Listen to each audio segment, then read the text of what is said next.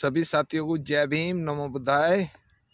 साथियों, आज हम चर्चा करेंगे जिला गाजियाबाद के अंदर साहब मान्यवर बीपी मौर्य साहब यहाँ से एससी समाज के पहले सांसद थे, जो सांसद बने गाजियाबाद सीट से, और बहुत अच्छी समाज ने उनको सपोर्ट करी, बहुत बढ़िया तरीके से उन्हें चुनाव जिताया। साथियों, हमारे गाजियाबाद के अंदर एससी, एसटी, ओबीसी, माइनॉरिटी और जनरल सभी लोग रहते हैं।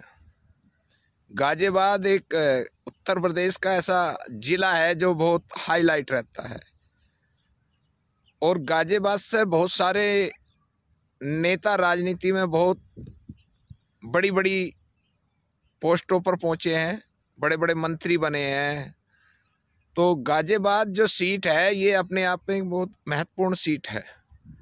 और आज 24 का चुनाव अब लगभग 70-80 दिन रह गए हैं, 2 महीने मान लीजिएगा आप। भाई, जनवरी चल रही है, फरवरी और मार्च, अप्रैल में चुनाव है। तो आज मैं कुछ बात करूंगा समाज के, जो हमारे खासकर अपने जाटव समाज के लोग हैं या एससी समाज के लोग हैं, और गाजियाबाद में हमारी जो जनसंख्या है, जो हमें राजनीति लोग बताते हैं कि गाजियाबाद के अंदर जो है हमारी, वो 5 सीटें हैं। 5 सीटें हैं हमारी विधानसभा की। अब मैं आपको बताता हूँ विस्तार से वो कौन कौन सी विधानसभा है। मोदीनगर विधानसभा है, लोनी विधानसभा है, मुरादनगर विधानसभा है, गाजियाबाद विधानसभा और साहिबाबाद विधानसभा। गाजियाबाद की सबसे बड़ी विधानसभा जो है वो साहिबाबाद विधानसभा है।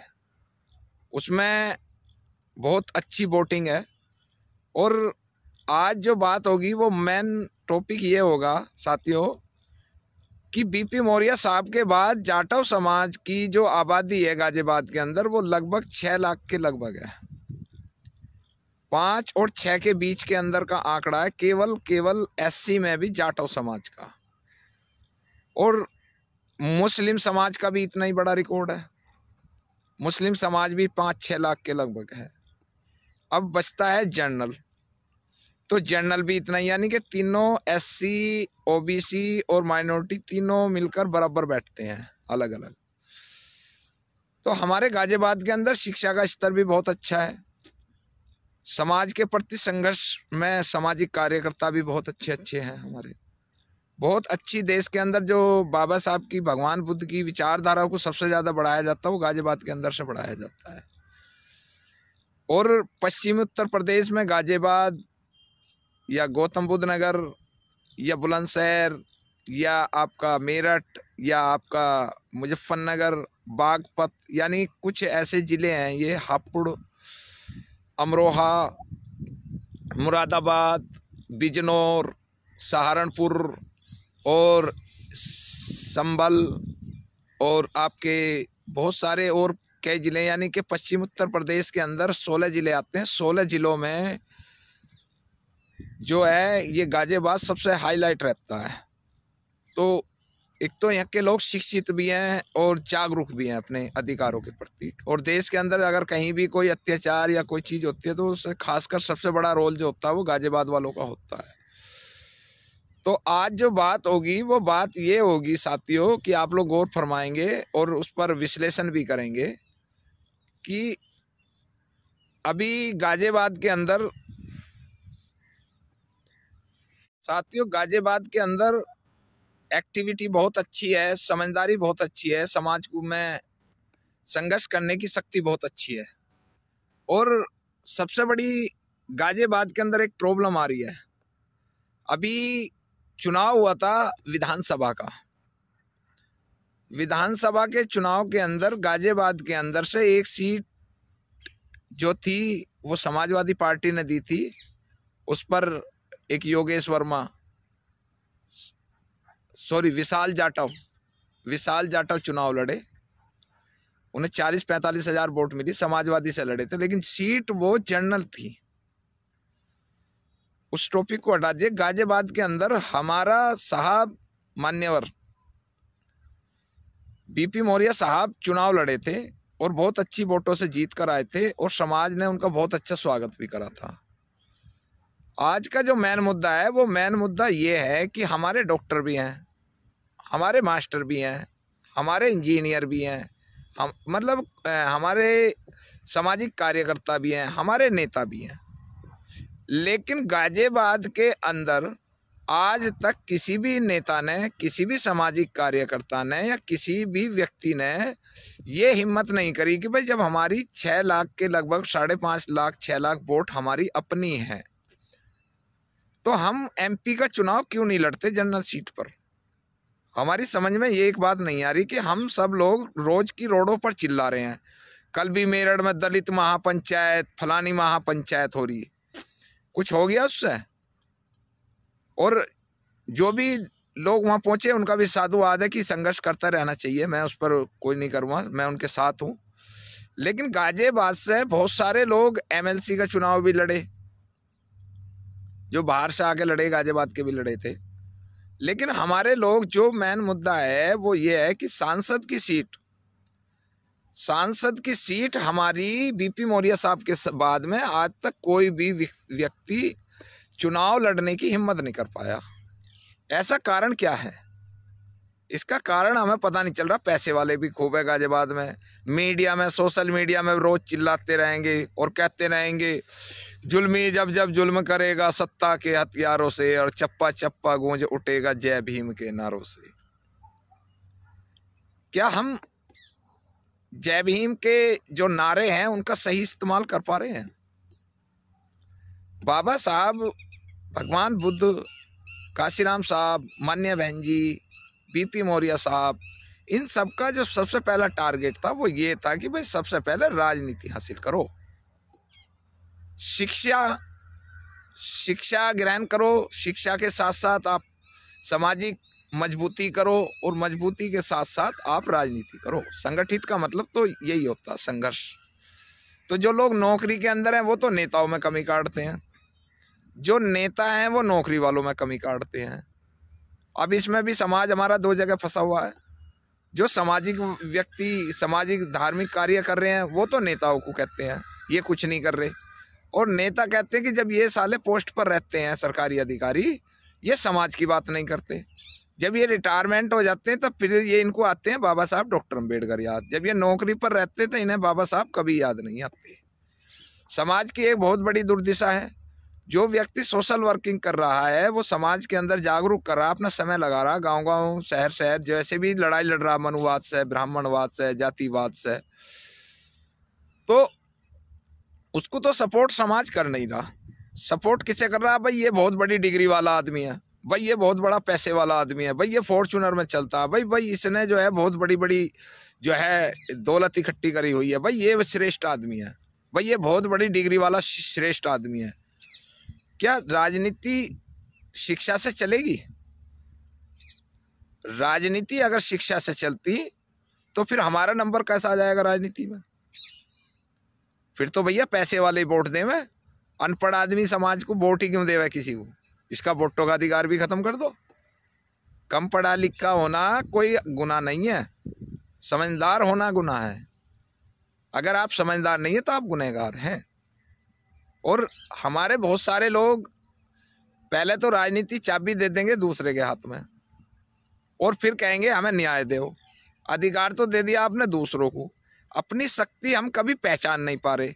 देश के अंदर कोई गांव, कोई शहर, कोई जिला और कोई प्रदेश ऐसा नहीं है जिसमें जाटव समाज या एससी समाज में तो बहुत सारे लोग आते, क्योंकि संघर्ष तो कर रहे हैं। उत्तर प्रदेश की बात करूं मैं, अभी निर्देश जी की भी मैं पोस्ट पढ़ रहा था, उन्होंने बहुत अच्छी लिखा था कि 54 जाति उत्तर प्रदेश के अंदर है एससी समाज में, और संघर्ष कौन कर रहा है? केवल जाटव समाज।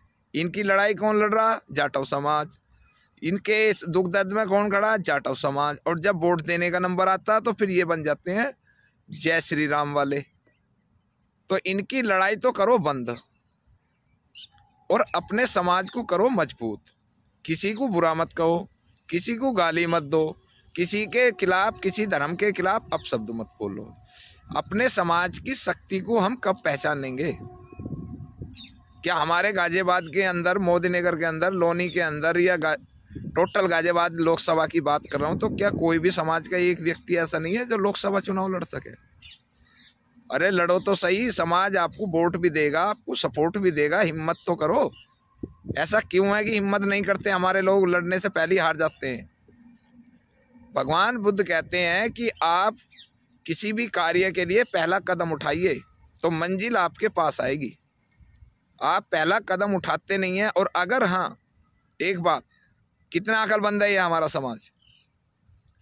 MLC का जब चुनाव हुआ तो इसमें बहुत सारे लोगों ने चुनाव लड़े। अब सबकी जो निगाहें थी वो मेरठ और सहारनपुर जो मंडल था इस पर थी। अब कहाँ कहाँ से लोग आ रहे हैं इस चुनाव पर लड़ने के लिए? धड़ाधड़ धड़ाधड़ धड़ाधड़। हरविंदर आ रहा, विद्या बालन आ रही है, विद्या गौतम जी आ रही हैं, और बहुत सारे, यानी कि 12 आदमी थे। मतलब 12 आदमी एक जगह बैठ के एक आदमी का डिसाइड नहीं कर पाए। इतने बड़े हम दिमागदार बन रहे हैं। अब बचती है बात लोकसभा की। तो अगर ये गाजियाबाद लोकसभा सीट रिजर्व हो गई तो गली गली में से निकलेंगे नेता। मैं भी बनूंगा MP, मैं भी बनूंगा MP, मैं इस पार्टी का, मैं इस पार्टी का, मैं इस पार्टी का। हमारे समाज के जो व्यक्ति हैं, जो जुझारू हैं, जो संघर्षशील हैं, जो गाजियाबाद में, मोदीनगर में, लोनी में या आपके साहिबाबाद में एक्टिव हैं, वो बैठकर एक जगह मीटिंग करें। और हमारा ये स्वयं का मानना है कि किसी भी पार्टी को सपोर्ट ना करें। जो पार्टी जाटव समाज को टिकट दे, चाहे वो कोई भी पार्टी है, गाजियाबाद से अगर जाटव समाज के व्यक्ति को टिकट देती है कोई भी पार्टी, उस पार्टी का सपोर्ट करो। यानी कि व्यक्ति का सपोर्ट होगा, उसे पार्टी की सपोर्ट होगी, तो उसकी सीट निकल के आराम से चली जाएगी। बीजेपी के खाते में गाजियाबाद लोकसभा जो है वो बीजेपी की सीट गिनी जाती है। और लड़ भी रहे हैं इसमें। मेरे सामने भी जो है लगभग 3-4 सांसद इसके अंदर बन चुके हैं। आज वर्तमान में यहाँ के जनरल VK सिंह सांसद हैं, और उनका रिकॉर्ड भी रहा है कि जब वो पहली बार लड़े थे तो वो मोदी के बाद पूरे देश में 2nd नंबर पर आए थे। उससे पहले जो है यहाँ बनिए थे जो एक्सपायर हो गए। उससे पहले और जो है धर्मेश तोमर, वो रमेश चंद तोमर थे, 3 बार उन्होंने भी हैट्रिक मारी। राजनाथ सिंह जी भी चुनाव लड़ के चले गए, और उससे पहले और लोग भी लड़े। लेकिन हमारे लोग अपनी शक्ति नहीं पहचानते। दूसरों को अपने में मिलाने की क्षमता कम है, अपने को दूसरों में मिलाने की क्षमता ज़्यादा है। तो क्या ये उचित है? आप सब लोग कमेंट बॉक्स में ज़रूर लिखेंगे। हमारा स्वयं का मानना है, यानी कि मैं जो जगह जगह फ़ोन करके पता कर रहा हूँ, तो उन सब लोगों ने ये कहा कि भाई ये विचार बहुत अच्छा है। हमारे पास किसी चीज़ की कमी नहीं है। हमारे लोगों के पास गाड़ियाँ भी हैं, हमारे लोगों के पास राजनीतिक सत्ता भी है, हमारे लोगों के पास शिक्षा भी है, हमारे लोगों के पास एक्टिव लड़ने के लिए ताकत भी है, और बूथ बूथ पर आदमी खड़े हैं। तो हम अपनी समाज की लड़ाई कब लड़ेंगे? हम अपने व्यक्ति को राजनीति में कब मजबूत करेंगे? तो मेरा ये मानना है कि चाहे कोई भी व्यक्ति। और मैं एक बात और कहना चाहूँगा स्पेशल, कि भानु प्रताप जी, आप EVM का विरोध तो कर रहे हैं, गाजियाबाद से लोकसभा का चुनाव लड़ो, या और कोई भाई लड़े, लेकिन गाजियाबाद में लोकसभा का चुनाव जाटव समाज का व्यक्ति चुनाव लड़ना चाहिए।